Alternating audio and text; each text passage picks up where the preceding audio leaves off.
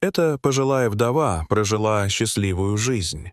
У нее было достаточно друзей, и она никогда не чувствовала себя одинокой. Но в старости она сделала открытие, которое ее сильно напугало. Однажды вечером, когда Сара вернулась к просмотру старых фотографий своего мужа, она вдруг заметила фотографию, которую никогда раньше не видела. Она была прикреплена к другой фотографии, поэтому Сара не обнаружила ее раньше. Но когда она осторожно взяла фотографию и внимательно рассмотрела ее, она заметила кое-что странное. На фотографии был изображен улыбающийся молодой человек, держащий в руке небольшой документ. Очевидно, это был ее муж Джон. Но когда она схватила увеличительное стекло, чтобы получше рассмотреть, что было написано на документе, который он держал в руке, она испытала сильнейшее потрясение в своей жизни. Чтобы лучше понять историю Сары и Джона, нам нужно вернуться в прошлое. Они познакомились на танцевальной вечеринке в своем родном городе.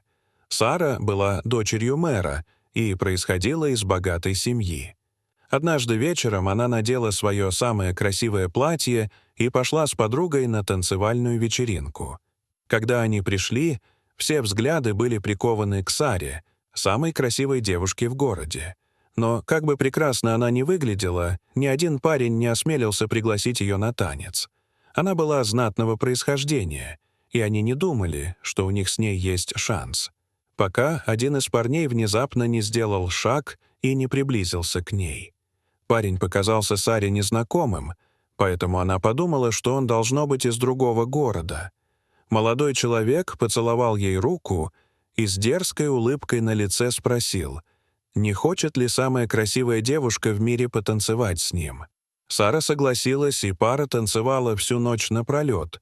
Но когда вечеринка подошла к концу, парень бесследно исчез, и хуже всего было то, что у нее не было возможности связаться с ним. Она даже не знала его имени. Прошло 5 лет, а она так и не получила вестей от того парня. Но однажды утром в дверь позвонили. На пороге стоял он, тот самый молодой человек, который всегда оставался в ее памяти. Она завизжала от восторга, когда увидела его, и парень, казалось, снова был очарован Сарой. Пара мгновенно полюбила друг друга. Сара узнала, что молодого человека звали Джон, и что все это время он был на войне. У него было хорошее происхождение, и поэтому он получил высокую должность в армии. Поэтому родители Сары не возражали против ее замужества. Офицер из обеспеченной семьи — это было все, что они могли пожелать для своей дочери. Пара поженилась вскоре после знакомства и была очень счастлива вместе, пока Джон внезапно не начал вести себя странно. Однажды ночью, вскоре после их свадьбы, Сара очнулась от летаргического сна. Ее муж ворочался в постели и продолжал что-то говорить во сне.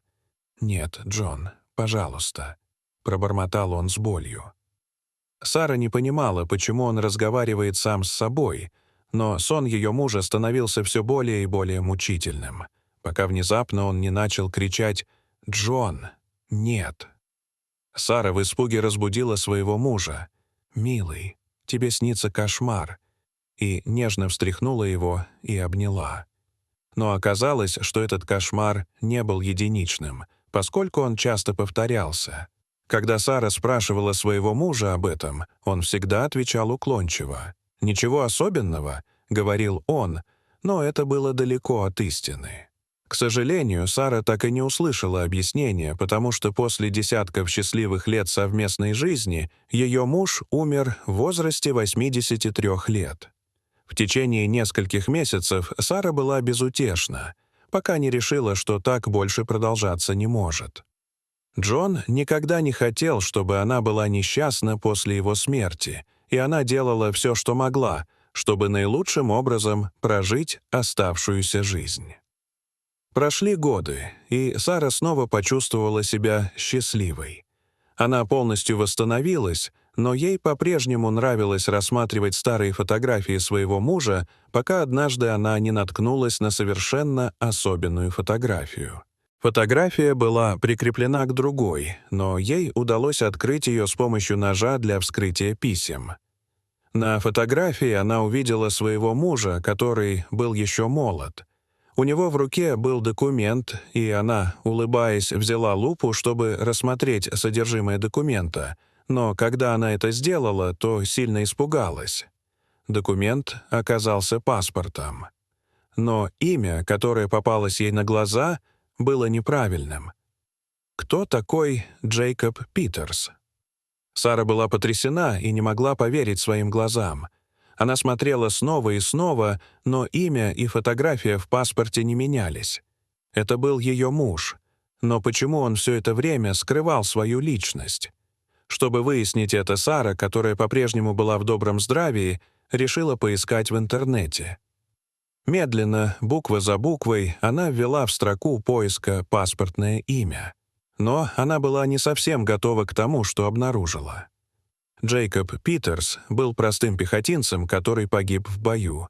Сара в замешательстве посмотрела на экран, потому что ее муж погиб не в бою. Мог ли ее муж все это время притворяться офицером Джоном, хотя на самом деле он был простым солдатом Джейкобом Питерсом? Сара не могла в это поверить. Зачем ему это понадобилось? Она лихорадочно рылась в своих вещах. Возможно, это могло бы дать ей ключ к разгадке того, почему ее муж лгал ей все это время. И, как вы уже догадались, когда она просматривала старую коробку с письмами, то в конце концов нашла письмо, которое никогда раньше не читала. Письмо было адресовано ей, но так и не было отправлено по почте. «Моей милой Саре, я хочу сказать кое-что очень важное. То, что я никогда никому не мог сказать раньше. Когда я встретил тебя на той вечеринке, я не знал, что на меня нашло.